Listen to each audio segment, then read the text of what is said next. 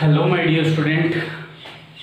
Myself Naveen Singh, chemistry faculty of Nirala Classes Private Limited, Ranchi, and you are watching LM MedG Chemistry channel. Today I am going to just discuss about the second part of solid state. जैसे कि आप लोग पहला part में देखे solid state क्या होता है, उसके कितने टाइप्स होते हैं, ठीक है। आज हम लोग ये जो वीडियो सेशन है इसमें मेनली हम लोग क्रिस्टलाइन सॉलिड के बारे में पढ़ेंगे, जो कि बहुत इंपॉर्टेंट है। आज बिल्कुल ध्यान देके पढ़ोगे आप लोग। और मैं आपको एक बात से अवगत करा देना चाहता हूँ कि आप इसी चैनल पे एक पहले से चैप्टर जो स्टार्ट हो चुका है ऑर्गेनिक का, आप उसको पढ़ें, क्योंकि वो फर्दर आगे चैप्टर आएगा। हो सकता है कल भी आ जाए उसका नेक्स्ट वीडियो। तो अभी आपका फर्स्ट चैप्टर ऑर्गेनिक का भी मैंने स्टार्ट कर दिया है, हेलो एल्केन हेलो एरीन, जो कि बहुत इंपॉर्टेंट है। और आपको वहाँ पे एक एक रिएक्शन का मैकेनिज्म मिलेगा और बिल्कुल अच्छे तरीके से समझाया जाएगा।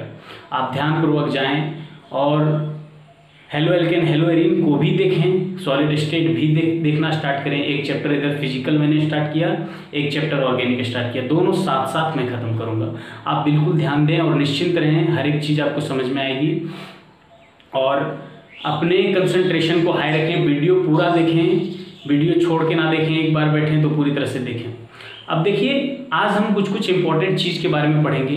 जैसे कि क्रिस्टलाइन सॉलिड होने के लिए क्या होना चाहिए था, कंस्टिट्यूएंट जो पार्टिकल होते हैं उसका रेगुलर अरेंजमेंट होना चाहिए था। मतलब एक के बाद एक, एक के बाद एक, मतलब एक ऑर्डर में अरेंजमेंट होना चाहिए, रेगुलर ऑर्डर में अरेंजमेंट होना चाहिए था कंस्टिट्यूएंट पार्टिकल का।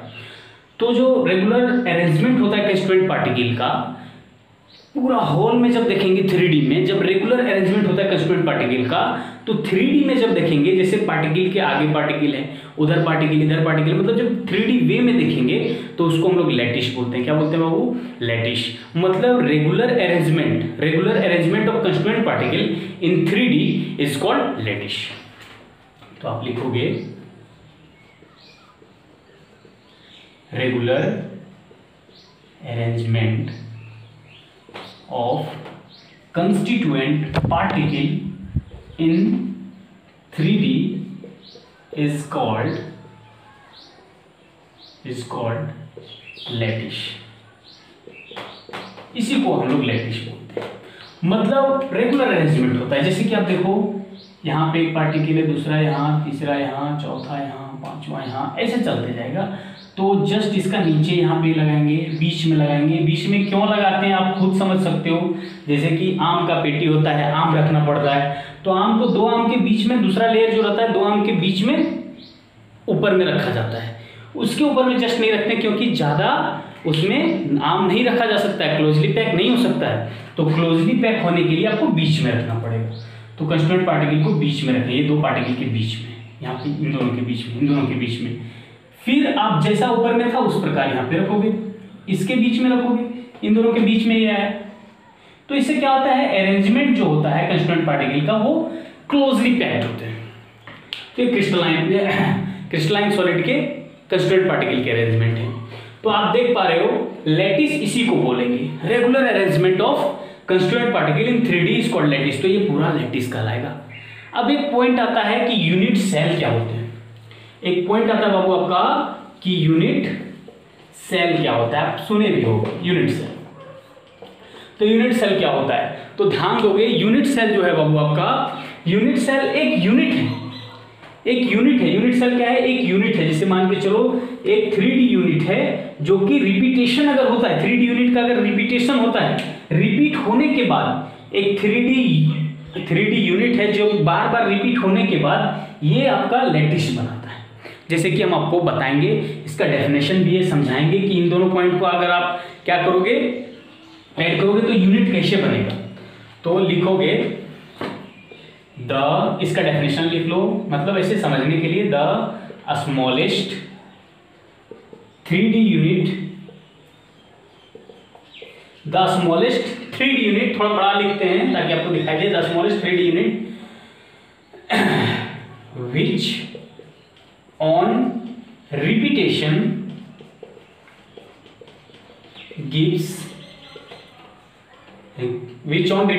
gives lattice is called unit cell, उसको क्या बोलेंगे बाबू हम लोग? यूनिट सेल बोलेंगे। अब देखो वो सबसे छोटा 3D, वो सबसे छोटा 3D स्मॉलेस्ट यूनिट कैसे बनाओगे? बिल्कुल आसान है, ध्यान से देखोगे। एक और यहाँ पे बना देते हैं, इसके बीच में नीचे रखते हैं कंस्टिट्यूएंट पार्टिकल को, एक और बना देते हैं ताकि आपको अच्छे से समझ में आए। देखो इन दोनों को मिला देना आप ऐसे करके, ऐसे मिला दिए। नीचे भी क्या करोगे आप? इसी प्रकार से मिलाओगे। यहां से आप इसको मिला दो, इधर से ऐसे मिला दो, ऐसे मिलाओ और ऐसे मिलाओ, बन गया। तो एक यूनिट बन गया आपका। ध्यान से देख पा रहे हो, एक यूनिट बन गया। तो ये जो यूनिट बन गया आपका, ये क्या कहलाएगा? यूनिट सेल कहलाएगा। यूनिट सेल इसीलिए कहलाएगा, जैसे सेल हमारा पूरा बॉडी बनाता है ना, सेल मिलके, उसी प्रकार यहाँ पे एक यूनिट सेल है जो कि पूरा लैटिस बनाएगा, पूरा लैटिस बनाएगा। जैसे कि एक ईटा को आप रखोगे, ईटा के ऊपर ईटा, बगल में ईटा, उधर ईटा, नीचे ईटा, और सारे ईंटें आपस में मिलके क्या बनाते हैं बाबू आपका? सारे ईंटें आपस में मिलके क्या बना देते हैं? सारे ईंटें मिलके आपस में मकान बना देते हैं। उसी प्रकार सारे यूनिट सेल आपस में मिलके क्या बना देंगे? लैटिस बना देंगे। इसी प्रकार आप ध्यान से देखोगे तो जरूर समझ में आएगा।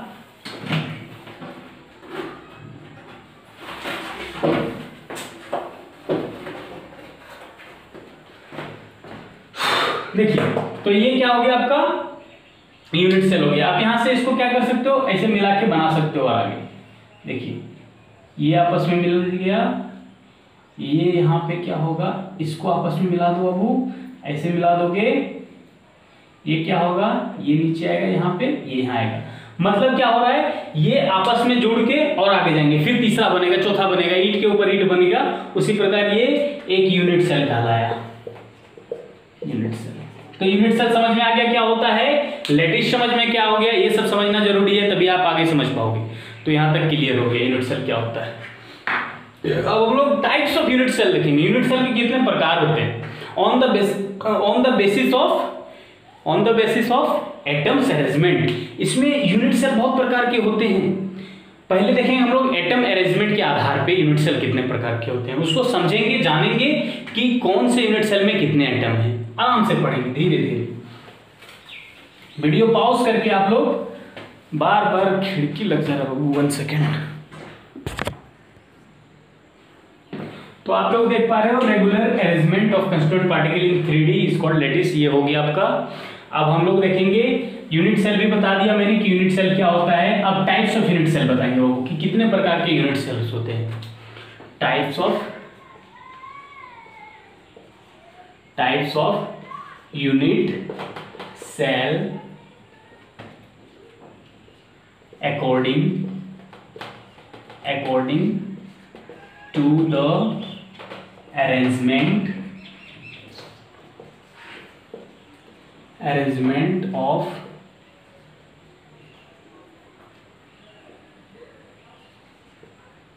atoms। ठीक है, तो types of unit cell according to the arrangement of atom. Atom के अरेंजमेंट के आधार पे यूनिट सेल कितने प्रकार के होंगे। तो अभी हम लोग ध्यान से देखेंगे कि कितने प्रकार के होंगे, उसको समझेंगे। सबसे पहला जो आपका यूनिट सेल है जो कि वेरी कॉमन है, वो आपका प्रिमिटिव, या फिर उसको क्या बोल सकते हो आप लोग? Primitive unit cell. Primitive unit cell है बाबू आपका। और दूसरा जो है आपका सेंटर्ड यूनिट सेल होते हैं। Centred unit cell, centred unit cell. पहला है प्रिमिटिव, दूसरा है सेंटर्ड। प्रिमिटिव यूनिट सेल जो होता है, ये जो यूनिट सेल है, या इसको आप सिंपल यूनिट सेल भी बोल सकते हो। प्रिमिटिव, या फिर इसका एक और नाम है बाबू सिंपल यूनिट सेल, जो कि ज्यादा यूज होता है as compare to primitive. Primitive से भी ज्यादा यूज होता है। और सेंटर्ड में मैंने क्लासिफाई कर दिया है ऐसे। मेनली आपका बुक में 4 ठो लिखा रहेगा प्रिमिटिव, उसके बाद होता है face centred, body centred, and एक और आपका होता है, वो होता है इंड सेंटर्ड। तो सेंटर्ड यूनिट सेल में 3 हैं, फेस सेंटर्ड, सेकेंड है बाबू आपका बॉडी सेंटर्ड, एंड थर्ड जो है आपका वो है end centred, centred unit cell. आप इसको नोट डाउन करो, फिर से हम बता रहे हैं क्या इसका एक एक करके इसको एक्सप्लेन करते हैं।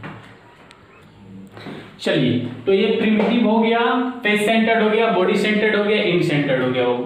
तो ये चार प्रकार के यूनिट सेल जो हैं वो according to the arrangement of atom के आधार पे क्लासिफाई किए गए हैं। एक लास्ट जो है, जो कि आप इसको ले सकते हो, लेकिन इसको समझ लेना आसान है, इसको बुक में नहीं लिया गया है। हेक्सागोनल अरेंजमेंट भी होता है,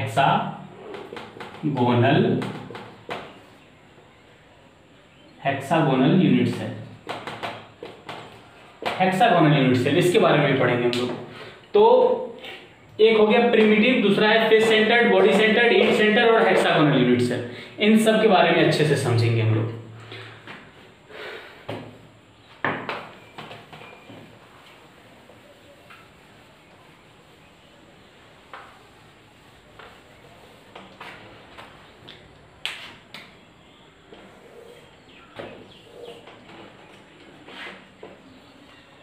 Types of unit cell, arrangement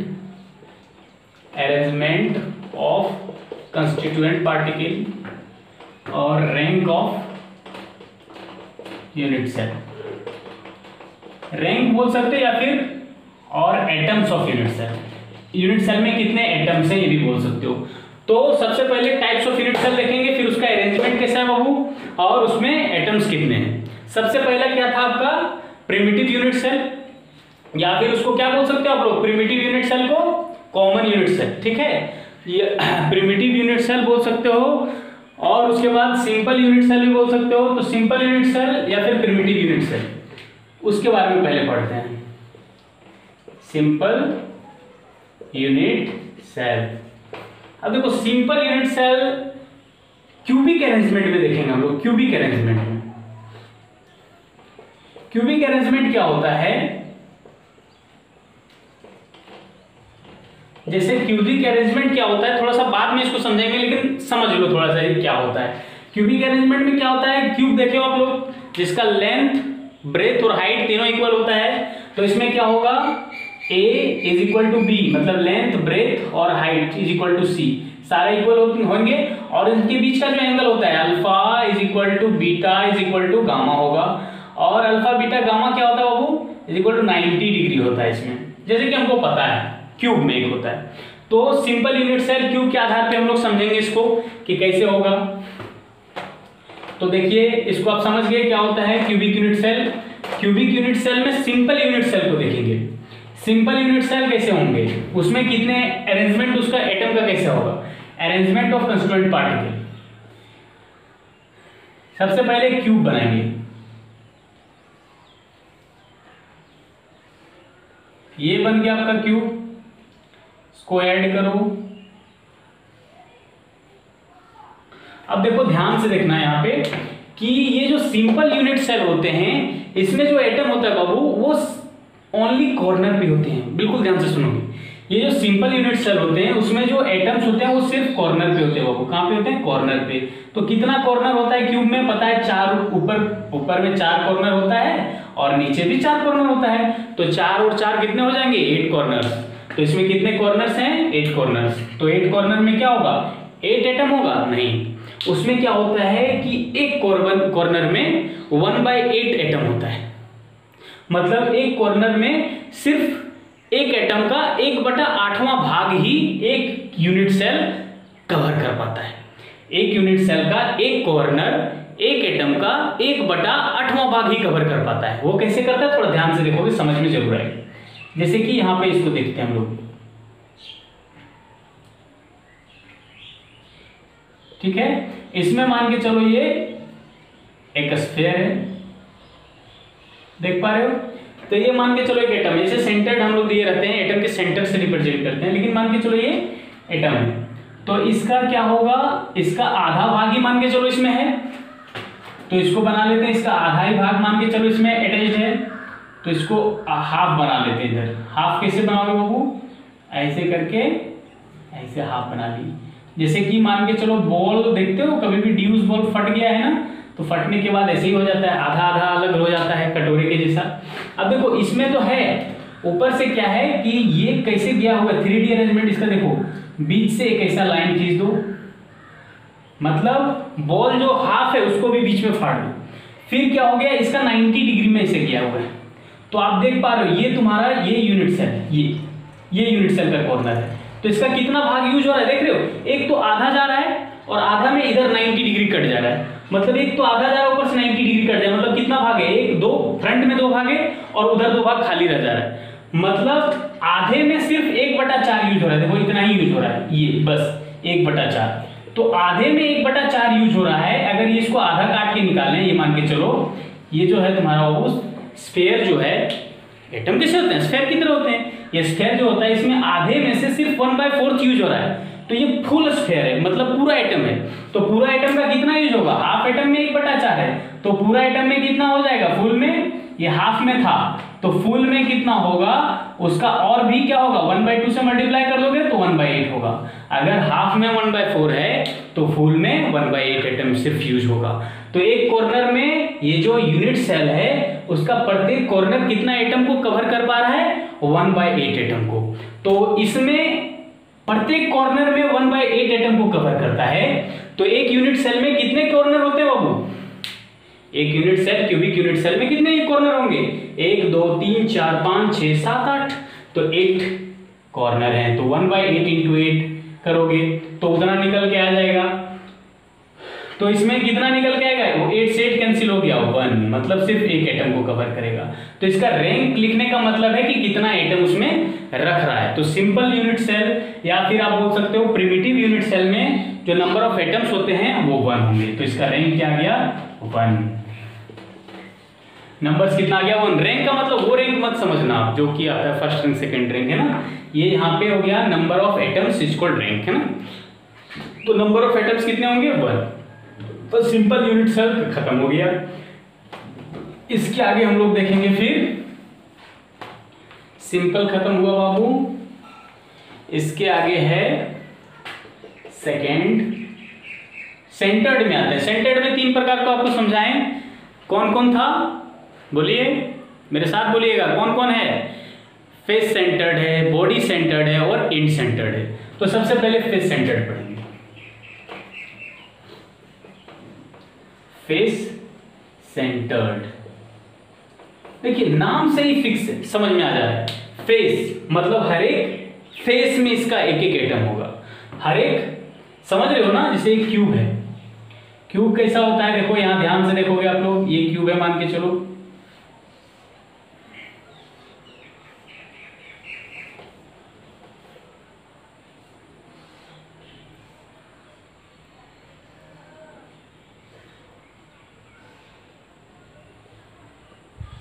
देखिए क्लियर हो गया।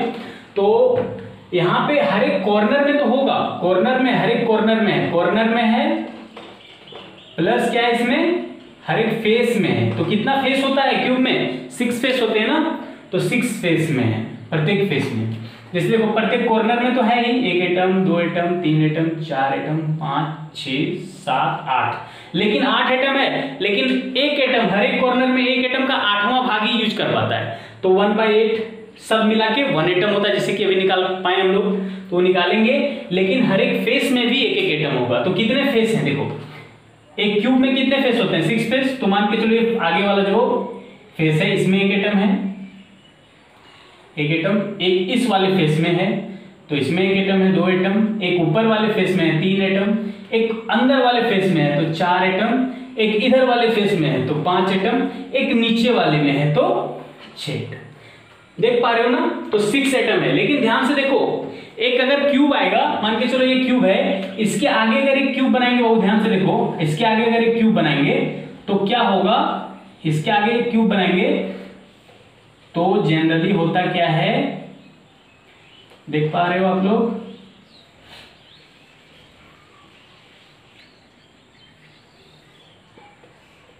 जो भी बने थोड़ा अच्छा से बनाओगे आप लोग। तो इसके आगे जो क्यूब बनाएंगे बाबू, तो क्या होगा, ये जो एटम था इसको बीच से ये काट देगा, नेक्स्ट वाला क्यूब इसको बीच से काट देगा, और जब बीच से काटेगा एक बॉल मान के चलो यहाँ पे है, तो एक बॉल दूसरा जब क्यूब आएगा तो उसको बीच से आधा आधे में बांट लेगा। उसी तरह ये भी क्या करेगा, इसको आधा बांट लेगा, इधर भी एक क्यूब रखोगे तो ये भी आधा बांट लेगा। मतलब हर एक फेज, जैसे क्यूब है इसके ऊपर एक क्यूब रखें तो इसमें जो एक एटम था वो क्या हो गया, दूसरा वाले क्यूब आधा बांट लिया। इधर जब फेस है इधर भी एक क्यूब आके चिपका है तो क्या करेगा, आधा इधर भी बांट लेगा, नीचे से भी आधा बांट लेगा। तो जितने फेज हैं, फेज में हर एक एटम है, लेकिन हर वो एटम क्या हो जाएगा, आधा बट जाएगा। मतलब एक एटम में सिर्फ कितना यूज हो पाएगा उसका, 1/2। एक एटम में कितना यूज हो पाएगा, सिर्फ 1/2। तो कितने फेस हैं, 6। तो सबसे पहले कॉर्नर का देखेंगे, कॉर्नर में कितने एटम थे, 8 एटम रहते हैं, लेकिन प्रत्येक में 1/8 यूज होता है। तो कॉर्नर में कितना हो गया, 1 एटम निकल के आया, कॉर्नर से 1 एटम निकल के आया। और फेस में कितना फेस है, 6 फेस, ऊपर नीचे और 4 साइड में। लूडो का गोटी देखे हो ना, 6 तक होता है, तो 6 इंटू 1/2 एटम ही सिर्फ यूज हो पाएगा। तो कितना टाइम्स में कटेगा, 3। मतलब कितना एटम आया बाबू, 3 एटम। तो 3 एटम प्लस 1 एटम कितना हो गया, 4 एटम। तो अगर कोई पूछे आपको कि फेस सेंटर्ड में कितने एटम होते हैं, तो क्या बोलोगे, 4 एटम होते हैं। 4 से ज्यादा भी नहीं होगा, ना ही उससे कम होगा फेस सेंटर्ड में। तो समझ में आ गया फेस सेंटर्ड यूनिट सेल के बारे में। फेस सेंटर्ड में होता क्या है कि कॉर्नर, सारे कॉर्नर में एटम होते हैं और हर एक फेस में एक एटम होते हैं। और फेस जो होता है वो दूसरे जब क्यूब आएंगे, unit cell, cubic unit cell आएंगे, तो जो फेस में जो एटम रखा हुआ है सो बीच से काट के खुद वहां पे ऐड हो जाएंगे। तो आधा इसका होगा, आधा दूसरे यूनिट सेल का होगा। इसीलिए हर एक फेस में जो भी एटम थे उस एटम का हाफ ही जोड़ा गया। तो 6 एटम थे हर एक फेज में, तो 6 इंटू 1/2 किए, मतलब 3 एटम निकल के आया। और हर एक कॉर्नर में एटम थे बट 1/8 था, तो 1/8 इंटू 8 कॉर्नर बराबर 1 एटम। तो 1 atom plus 3 atom is equal to 4 atom. तो फेस सेंटर्ड में कितने एटम निकल के आए, 4 एटम्स निकल के आया। चलो, तो ये फेस सेंटर्ड खत्म हुआ। थर्ड जो है आपका, थर्ड क्या है बाबू आपका, पहला हम लोग कौन से यूनिट सेल के बारे में पढ़े, सिंपल यूनिट सेल या फिर प्रिमिटिव यूनिट सेल, फिर फेस सेंटर्ड, फिर हम लोग बॉडी सेंटर्ड पढ़ेंगे, फिर लास्ट में इंड सेंटर्ड पढ़ेंगे। नेक्स्ट है बाबू बॉडी सेंटर्ड। बॉडी सेंटर्ड क्या होता है, बॉडी सेंटर्ड मतलब होता है यूनिट सेल के बिल्कुल बॉडी में, बीच में है। जैसे मान के चलो कोई मेरे बॉडी के अंदर कोई चीज डाल देगा तो वो मेरा रहेगा, उसको कोई बांट नहीं सकेगा। लेकिन मान के चलो बॉडी के अंदर डाल दिया क्यूब, मान के चलो एक डब्बा है, क्यूबिकल डब्बा है, उसमें हम एक बॉल डाल दिए, तो उस बॉल को दूसरा क्यूब अगर उसके बगल में आएगा भी तो उसको बांट नहीं पाएगा। इसीलिए जो बॉडी सेंटर्ड होते हैं बाबू, बॉडी सेंटर्ड होते हैं, इसी को समझा दे रहे हैं, इसी में ध्यान से देखोगे। ये तुम्हारा फेस सेंटर्ड नहीं रहा, क्योंकि फेस का सारे एटम को मैंने मिटा दिया। अब बॉडी सेंटर्ड के बारे में जानेंगे। हर एक क्यूबिक यूनिट सेल में कॉर्नर में तो एटम होंगे ही, उसमें सोचने वाली बात ही नहीं है। अगर कॉर्नर में नहीं रहेगा तो ये क्यूब बनेगा ही नहीं। सबसे पहले एटम का अरेंजमेंट है, कुछ में ये इमेजिनेशन है, क्यूब है, एटम्स है मेनली ऐसे अरेंज है जो कि क्यूब की तरह दिखने में लगते हैं, तो ये कॉर्नर में एटम होंगे ही। और एक बॉडी मतलब क्या हो गया, इसके बीचों बीच एक एटम आ गया, जिसको ना ही बगल वाले जो क्यूब बनेंगे वो भी बांट नहीं सकेंगे। अगर मान के चलो यहाँ पे एक क्यूब बना देते हैं तो वो बांटना चाहेंगे बाबू तो नहीं बांट पाएंगे। समझ में आ रहा है आप लोगों को ना, वो जो बगल में क्यूब बनाएंगे वो बांट नहीं पाएंगे। क्लियर है। तो अगर ये जो क्यूब बनाए क्या इसका एटम को बांट पाए, इधर भी जो बनाएंगे वो भी नहीं बांट पाएगा, ऊपर भी अगर क्यूब बनाएंगे तो वो भी इस एटम को नहीं बांट पाएगा जो कि इसके अंदर है। तो बॉडी मतलब क्या होता है, इसके बॉडी के अंदर है।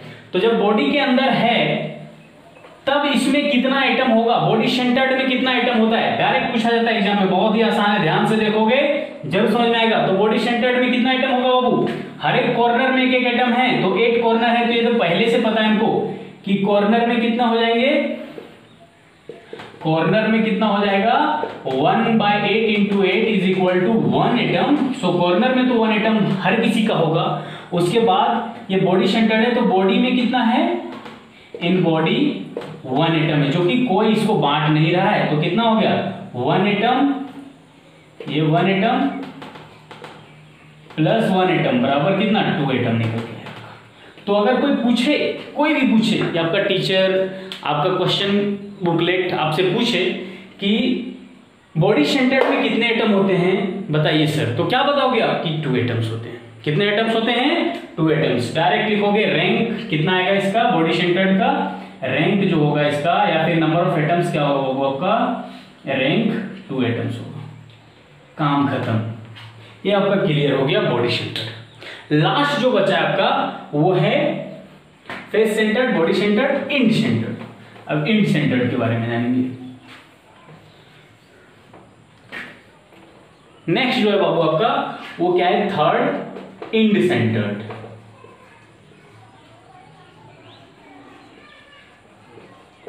इंड सेंटर्ड में क्या होता है कि इंड में होता है, ये बॉडी सेंटर्ड अब नहीं रहा तो इसका हटा दिए, ये क्यूब है, बार बार बनाना ना पड़े इसीलिए इसी में बनाते रहे आपको, आप बार बार बनाओगे। तो इंड सेंटर्ड का बात कर रहे हैं हम लोग। इंड सेंटर्ड मतलब क्या होता है, इंड में अगर ये ऊपर में मान के चलो ये क्यूब है, ऐसे ऐसे इधर 4, समझ में आ रहा है, ये क्यूब है, ऊपर नीचे इधर इधर इधर, ठीक है। तो इंड सेंटर्ड में क्या होता है, कोई 2 इंड में 2 एटम रख दो, कॉर्नर में तो रहेंगे ही, ऑब्वियस है, हर किसी में कॉर्नर में रहेंगे। 8 एटम्स हैं और हर एक एटम का 1/8 पार्ट यूज हो रहा है। तो इंड सेंटर में क्या होता है कि या तो फर्स्ट वाले इंड और लास्ट वाले इंड में 2 एटम रख दो, या फिर इधर या इधर रखो, इधर सामने ये कैमरा के सामने और पीछे रखो, ऊपर नीचे इधर उधर कैमरा के सामने पीछे रखो, जिधर आपको रखना है आपका मन आप रखो। तो आप देख पा रहे हो इंड सेंटर में क्या किए, 2 एटम है extra, more than corner, corner के अलावा, ठीक है, कॉर्नर के अलावा 2 एटम एक्स्ट्रा है वो। और आप जानते भी हो इस बात को कि ऊपर में रखाया जाएगा ही यूनिट सेल, एक यूनिट सेल है, इसके ऊपर में एक यूनिट सेल आएगा ही, तो आएगा जैसे ही आएगा, इसका जो ऊपर में हम एक बॉल रखें उसको आधा आधी बांट लेगा, ठीक है। तो ये बॉल नहीं है, एक एटम है जो कि बॉल के शेप का होता है, इसलिए मैंने बॉल बोला। तो ये जो है एटम वो आधा आधी बढ़ जाएगा, हाफ इसका हो जाएगा, हाफ दूसरे यूनिट सेल का होगा। तो ये कितना यूज कर पाएगा, हाफ यूज कर पाएगा। नीचे का भी एक यूनिट सेल आएगा तो हाफ बांट लेगा, क्योंकि 2 ही आ पाएंगे, उससे ज्यादा तो नहीं आ पाएंगे, इसलिए हाफ हाफ होगा दोनों के बीच में। तो हाफ नीचे हाफ ऊपर। तो आप समझ पा रहे हो, सबसे पहले कॉर्नर में कितने होंगे, एट कॉर्नर कितना होगा, 1/8 × 8 जो कि बार बार करते आए हैं, 1 एटम होगा। और एट इंड, ये इंड सेंटर्ड है, तो एट इंड में क्या होगा, वो कितने हैं, 2 एटम है, 2 एटम है, ध्यान से देखोगे 2 एटम्स हैं, और 2 एटम्स हैं, कितने यूज हो रहे हैं, हाफ यूज हो रहे हैं। तो 2 × 1/2 it becomes 1 atom. So it is clear. Now how many atoms? There are 2 atoms. Clear है बाबू? Any doubt? नहीं होनी चाहिए। तो ये इंड सेंटर्ड हो गया। इंड सेंटर्ड में भी 2 एटम होते हैं। क्लियर? चलिए, तो इंड सेंटर्ड खत्म हुआ यहां तक। एक तो है, एक जो है बाबू आपका हेक्सागोनल अरेंजमेंट है, उसको थोड़ा समझ लेंगे, ठीक है। तो आगे आपको जो भी टॉपिक्स आएंगे उसको समझना आसान होगा। आपके न्यूमेरिकल्स वगैरह भी इस पे आते हैं तो आप आराम से बना पाओगे, उस चीज को समझेंगे हम लोग। तो देखिए, एक होता है हेक्सागोनल जो कि आपको बताएं, इसको कैटेगरी में नहीं रखा गया है लेकिन इसको भी पढ़ना चाहिए आपको, क्योंकि ये आगे आएगा। Hexagonal unit cell, hexagonal unit cell कैसे होता है वो ध्यान से देखोगे। हेक्सागोनल मतलब क्या होता है, हेक्स मतलब 6। बेंजीन तो आप लोग सब पढ़े होंगे, 11 से 12th में आए तो बेंजीन को जरूर देखे होंगे कम से कम। तो इस प्रकार होता है बेंजीन। लेकिन बेंजीन और इसमें अंतर क्या है कि बेंजीन में डबल बॉन्ड आता है, यहाँ पे डबल बॉन्ड नहीं है, ये हेक्सागोन बना दिए। हेक्सा मतलब 6, तो देखो 6 कोना है, 1 2 3 4 5 6। नीचे भी आप हेक्सागोनिक बनाओगे,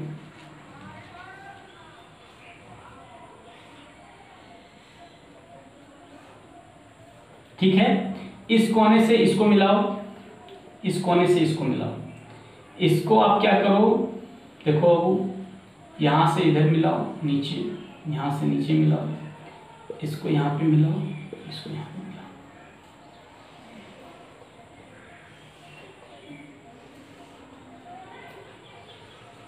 देख पा रहे हो, एक हेक्सागोन की तरह दिखाई दे रहा है।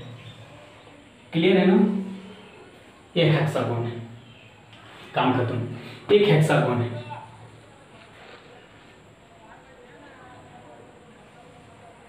ठीक है। आप अच्छे से बना लोगे, ये एक हेक्सागोन है। अगर इसका कंस्टिट्यूएंट पार्टिकल के बारे में जानना है कि कितने इसमें एटम्स अरेंज्ड हैं एक हेक्सागोन यूनिट सेल में, तो उसको ध्यान से समझना पड़ेगा। थोड़ा ध्यान से देखोगे इस चीज को। हर एक कॉर्नर में एक एटम तो होता है, लेकिन कितना पार्ट यूज होता है ये इंपॉर्टेंट है। जैसे कि क्यूबिक यूनिट सेल में हम देखें कि एक क्यूबिक यूनिट सेल में 8 कॉर्नर्स होते हैं और हर एक कॉर्नर में एक एटम का 1/8 पार्ट ही यूज होता है। यहां पे देखो कितना पार्ट यूज होगा। जैसे कि एक एटम है, तो एक एटम में सबसे पहला देखो ये स्फेयर की तरह होता है, फुटबॉल की तरह, तो आधा तो यूज नहीं हो रहा है, देखो हाफ ही यूज हो रहा है। हाफ मान के चलो इधर कट कर दिए तो हाफ तो बाहर चला गया, ये हाफ देखो, ये हाफ तो बाहर चला गया, यहां से लेके यहां तक बाहर चला गया, तो इसको हम बाहर में बना लेते हैं। हाफ ही यूज हो रहा है तो हाफ को पहले बाहर में बना लेते हैं। एक कटोरा की तरह बनेगा, जैसे कि आप देखिए पिछला बार एक कटोरा की तरह बनेगा। कटोरा बोलो या फिर बॉल, आधा फटा हुआ ड्यूस बॉल बोलो, ठीक है। अब इसको क्या करते हैं, ये देखो यहां से आ रहा है बाबू ये लाइन, और इधर पूरा ध्यान से देखोगे 120 एंगल बना रहा है। तो यहां से आप क्या करो, ये बीच में पॉइंट रखते हैं। बॉल है मान के चलो, ऐसे बॉल है, बॉल का फटा हुआ, उसको बीच में पॉइंट रखते हैं। उधर से आता है 90 डिग्री में, उधर से आता है सीधा स्ट्रेट लाइन, फिर 180 एंगल बनाता है। कितना एंगल बनाता है?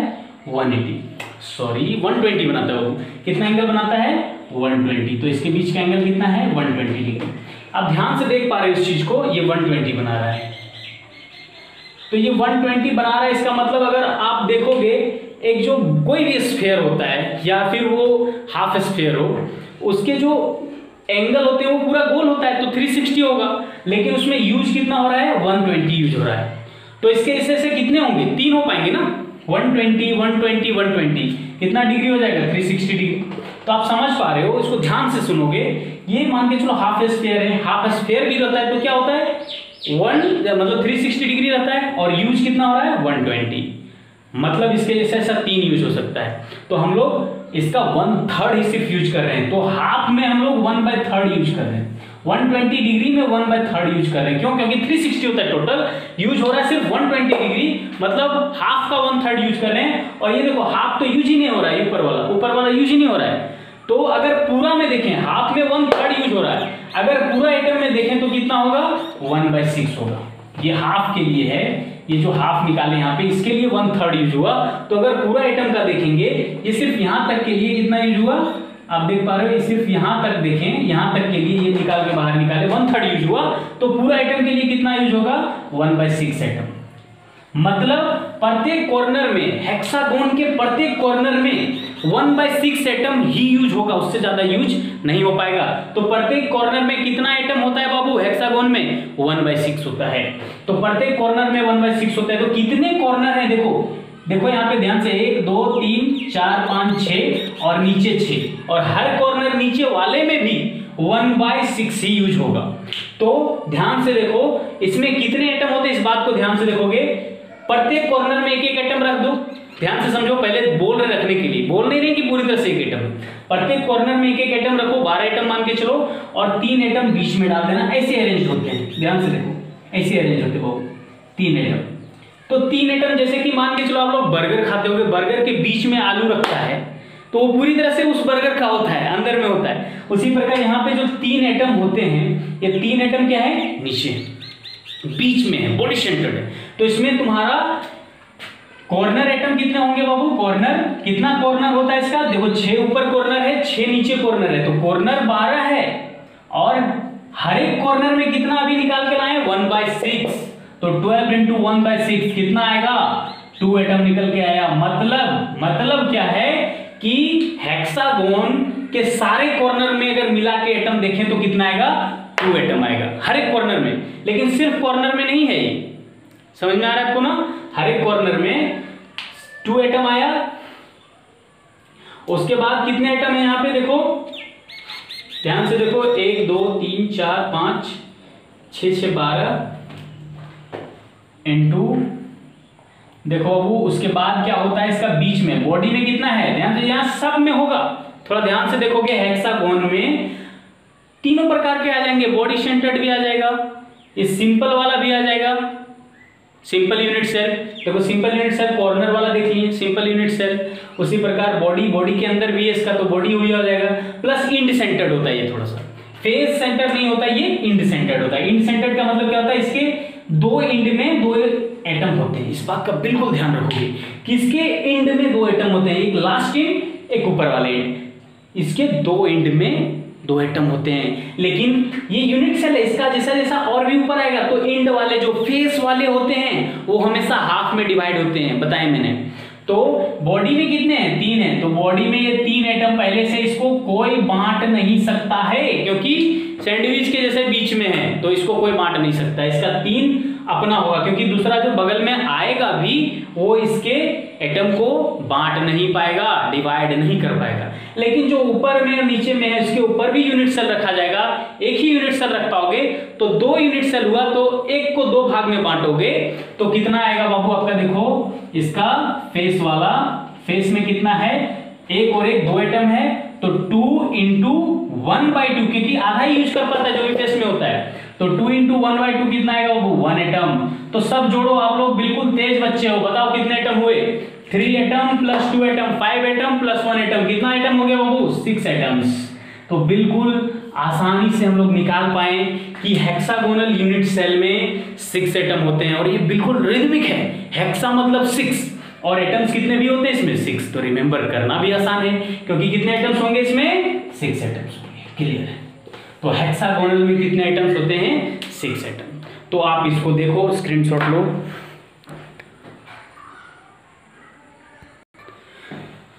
तो बाबू आज देख रहे हो वीडियो ये बहुत ही लंबा हो चुका है, तो आज के लिए इतना ही करते हैं। फिर ये नेक्स्ट वीडियो जल्दी ही आएगा और आप लोग ऑर्गेनिक का भी वीडियो देखना ना भूलें, जाएं वीडियो देखें, ऑर्गेनिक का भी वीडियो लगातार आएगा। आज के लिए इतना ही।